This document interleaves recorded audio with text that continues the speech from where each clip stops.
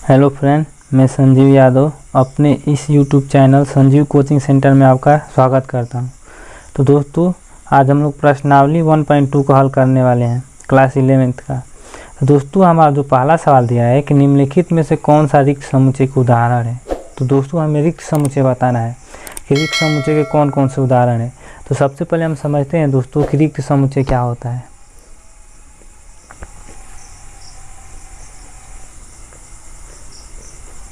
तो दोस्तों, जो रिक्त समुच्चय होता है एक ऐसा समुच्चय होता है जिसका कोई अवयव नहीं होता है। यानी दोस्तों, ऐसा समुच्चय जिसका कोई अवयव न हो। जो रिक्त समुच्चय होता है दोस्तों, इसे हमेशा हम फाई से प्रदर्शित करते हैं या मिडिल ब्रैकेट से प्रदर्शित किया जाता है। जैसे दोस्तों, अगर कह दिया जाए कि 2 से भाज्य विषम प्राकृतिक संख्या,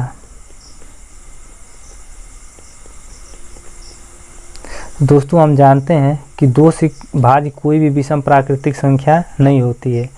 तो विषम में कौन सी संख्या आती है दोस्तों? 3 आ जाता है, 5 आ जाता है, 7 आ जाता है, 9 आ जाता है। क्या ये 2 से कभी कर सकती हैं दोस्तों? तो ये 2 से कभी नहीं कर सकती। जब ये 2 से नहीं कर सकती हैं दोस्तों, तो ये जो समुच्चय होगा वो रिक्त समुच्चय होगा। यानी ऐसा समुच्चय जिसका कोई अवयव नहीं हो, उसे हम दोस्तों क्या कहते हैं? रिक्त समुच्चय। अब क्वेश्चन के माध्यम से समझते हैं दोस्तों। हम लोग का पहला सवाल दिया है दोस्तों कि 2 से भाज्य विषम प्राकृतिक संख्याओं का समुच्चय। तो मैं आपसे पहले ही बता दिया हूँ दोस्तों कि 2 से भाज्य कोई भी विषम प्राकृतिक संख्या हमारी नहीं होती है। 2 से कौन सी संख्या कटती है? तो सम संख्या। लेकिन कह रहा है विषम प्राकृतिक संख्या। विषम संख्या 3 से कटता है, तो 2 से कोई भी विषम प्राकृतिक संख्या नहीं कटता है। इसलिए दोस्तों ये जो होगा वो रिक्त समुच्चय हो जाएगा, यानी रिक्त समुच्चय है।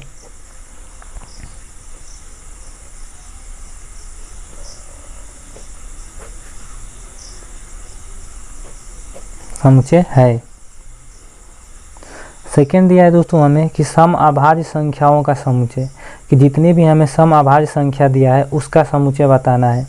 तो जानते हैं दोस्तों कि जो सम अभाज्य संख्याएं होती है वो कौन कौन सी होती है दोस्तों? जो 2 होता है वो एक सम संख्या भी होता है और एक अभाज्य संख्या भी होता है। उसके बाद दोस्तों 3 आता है, 5 आता है, 7 आता है, 9 आता है। तो इन संख्याओं में हम देख रहे हैं दोस्तों कि जो 2 है वो एक क्या है? सम अभाज्य संख्या है। ये 2 से कट भी जाएगा और एक अभाज्य संख्या भी है। सबसे छोटी अभाज्य संख्या हमारे यहाँ दोस्तों 2 होता है। इसलिए भी दोस्तों रिक्त समुच्चय नहीं होगा, क्योंकि इसका दोस्तों हमें कोई ना कोई एक अवयव मिल गया है। यहाँ पे 2 हमें एक इसका अवयव मिल गया है, इसका आंसर निकल गया है। जिसका कुछ भी आंसर नहीं आता है वो रिक्त समुच्चय, और जिसका आंसर आ जाता है वो रिक्त समुच्चय नहीं होता है। यानी दोस्तों ये रिक्त समुच्चय नहीं है। तो दोस्तों यहाँ जो 9 है ये सम अभाज्य संख्या नहीं हो सकता। यानी सम अभाज्य संख्या कौन सी संख्या होती हैं? तो ऐसी संख्या जो स्वयं से कटती है और 1 से कटती है। लेकिन दोस्तों जो हम 9 लिखे थे, 9 क्या है दोस्तों? तो ये 3 से भी कट जाएगा, 1 से भी कट जाएगा और स्वयं से भी कट जाएगा। लेकिन अभाज्य संख्या क्या होती है कि जो स्वयं से कटे और 1 से कटे, उसे अभाज्य संख्या कहते हैं। तो सम अभाज्य संख्या में हमें 2 मिल गया आंसर, इसलिए रिक्त समुच्चय नहीं है। पहले का थर्ड दिया है दोस्तों कि एक सच दैट x एक प्राकृतिक संख्या है और x का जो मान है वो 5 से बड़ा है और साथ ही में x का मान 7 से छोटा है। तो दोस्तों जो 1 से वो 5 से तो बड़ा है लेकिन 7 से छोटा है। तो 5 से बड़ी संख्या और 7 से छोटी संख्या हमारे यहाँ कौन सी होती है दोस्तों? तो 6 होती है। तो इसका भी इस समीकरण का जो हमें आंसर है दोस्तों मिल गया है। और जब आंसर मिल जाता है दोस्तों तो रिक्त समुच्चय नहीं होता है। यानी रिक्त समुच्चय के लिए कुछ भी इसका आंसर नहीं आना चाहिए, लेकिन इसका आंसर 6 आ गया ना दोस्तों। कह रहा है कि 5 से बड़ी संख्या और 7 से छोटी, तो 5 से बड़ी और 7 से छोटी जो संख्या होती है दोस्तों वो 6 होती है। तो ये भी रिक्त समुच्चय नहीं है। इसका जो चौथा सवाल दिया है दोस्तों, कह रहा है कि middle bracket y such that y किन्हीं भी 2 समांतर रेखाओं का उपनिष्ठ बिंदु।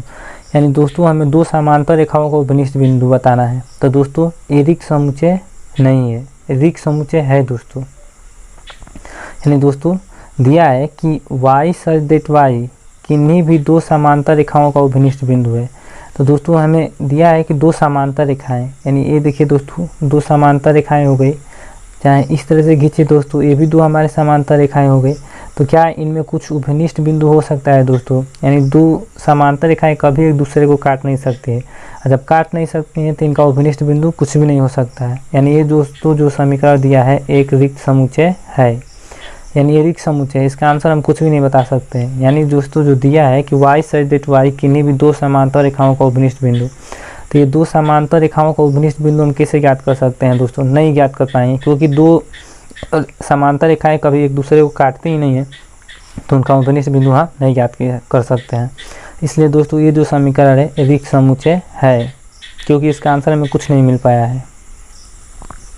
अब दोस्तों प्रश्नावली 1.2 का जो दूसरा सवाल दे रहा है वो कह रहा है कि निम्नलिखित समुच्चयों में से कौन परिमित है और कौन अपरिमित है, हमें बताना है।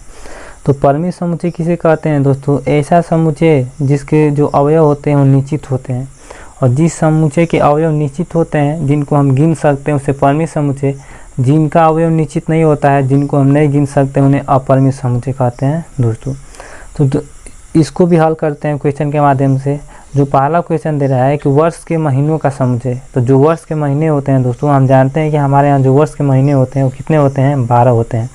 तो इसका आंसर दोस्तों निश्चित है कि जो वर्ष के महीने हमारे यहाँ कितने होते हैं? 12 होते हैं, और जिसका मान निश्चित आता है उसे परिमित समुच्चय कहते हैं। यानी ये दोस्तों समीकरण दिया है, ये कौन सा समुच्चय हो जाएगा दोस्तों? तो परिमित समुच्चय हो जाएगा, क्योंकि इसका आंसर हम जानते हैं कि जो वर्ष के महीने होते हैं वो 12 होते हैं।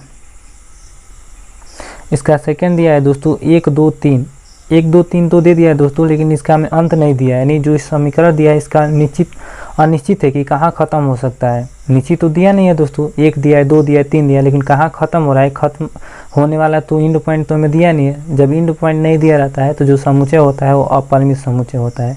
यानी ये जो दोस्तों हमारा समुच्चय हो जाएगा, कैसा समुच्चय होगा? तो अपरिमित समुच्चय होगा। इसका थर्ड दिया है दोस्तों कि मिडिल ब्रैकेट 1 2 3 और 99। यानी दोस्तों इस जो थर्ड सवाल दिया है इसका प्रारंभिक और अंत दोनों दे दिया है, कहाँ से स्टार्ट हो रहा है कहाँ ख़त्म हो रहा है। जब जहाँ से स्टार्ट होता है और जहाँ ख़त्म हो जाए दोनों मान दिया रहे, यानी 1 से 100 के बीच में प्राकृतिक संख्या दिया है 1 2 3, तो इसका जो मान है दोस्तों निश्चित है। जब मान निश्चित रहता है दोस्तों तो एक परिमित समुच्चय होता है। यानी दोस्तों ये जो कौन सा समुच्चय हो जाएगा? तो परिमित समुच्चय हो जाएगा। चौथा दिया है दोस्तों कि 100 से बड़े धन पूर्णांकों का समुच्चय। तो दोस्तों हम जानते हैं कि 100 से बड़े धन पूर्णांक बहुत ज़्यादा होते हैं। अंत तो दिया नहीं है कि 1000 2000 के बीच में बताना है, कह रहा है कि 100 से बड़े धन पूर्णांक। यानी इसका जो आंसर है दोस्तों अनिश्चित है, हम जितना मन करे उतना बता सकते हैं 100 से बड़े धन पूर्णांक, 101 102 103 104। तो इसका अंत तो हमें मालूम नहीं है कि कहाँ तक हम बता सकते हैं, अंत तो इसका दिया ही नहीं है। तो ये जो समुच्चय होगा दोस्तों अपरिमित समुच्चय हो जाएगा।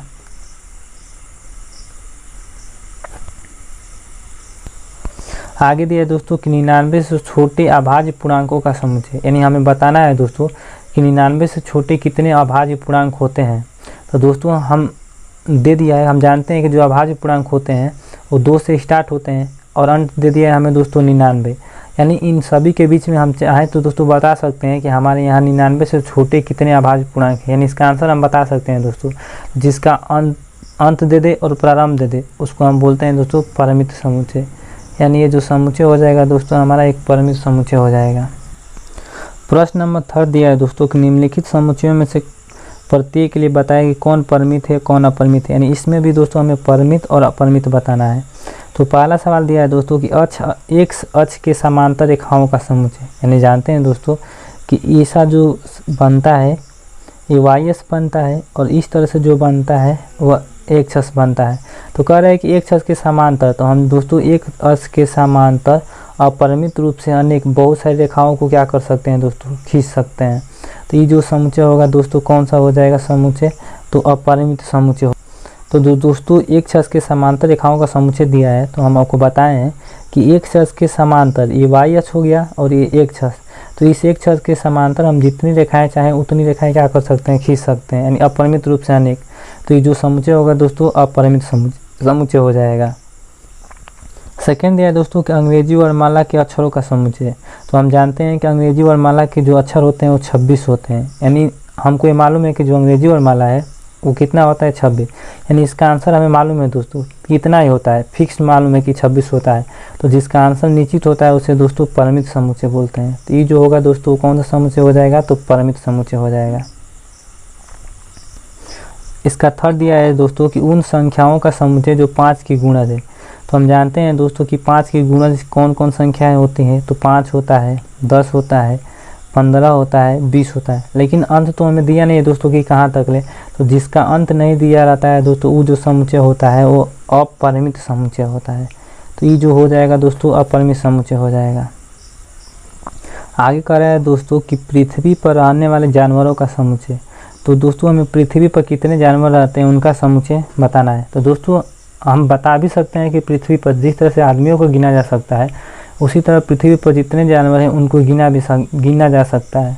लेकिन दोस्तों कहीं कहीं इसका आंसर आपको परिमित भी दिया रहता है और कहीं कहीं इसका जो आंसर होता है दोस्तों आपको अपरिमित भी दिया रहता है। क्यों दिया रहता है दोस्तों? कि जिस तरह से आदमियों को गिना जा सकता है, उस तरह से पृथ्वी पर रहने वाले जानवरों को भी हम गिन सकते हैं। तो गिन सकते हैं तो परिमित, और नहीं भी गिन सकते हैं दोस्तों, हो सकता है कि कुछ प्रकार के जानवर छूट भी जाएं तो अपरिमित हो जाता है। यानी दोस्तों इसका जो आंसर हो सकता है परिमित भी हो सकता है और अपरिमित भी हो सकता है। आगे दिया है दोस्तों कि मूल बिंदु 0 0 से होकर जाने वाले वृत्तों का समुच्चय। तो मूल बिंदु किसे कहते हैं दोस्तों? तो हम जानते हैं कि दोस्तों ये हमारा y अक्ष होता है और दोस्तों ये जो होता है x अक्ष होता है, इसको बोला जाता है मूल बिंदु। तो दोस्तों इस मूल बिंदु से होकर जाने वाले वृत्त, तो इससे हम दोस्तों अनंत प्रकार के वृत्त क्या कर सकते हैं दोस्तों, इस तरह से खींच सकते हैं। यानी इसका कोई निश्चित नहीं है कि हम कितना वृत्त, जितना मन चाहे उतना वृत्त क्या कर सकते हैं, यहाँ पे खींच सकते हैं। तो ये जो समुच्चय होगा दोस्तों अपरिमित समुच्चय होगा।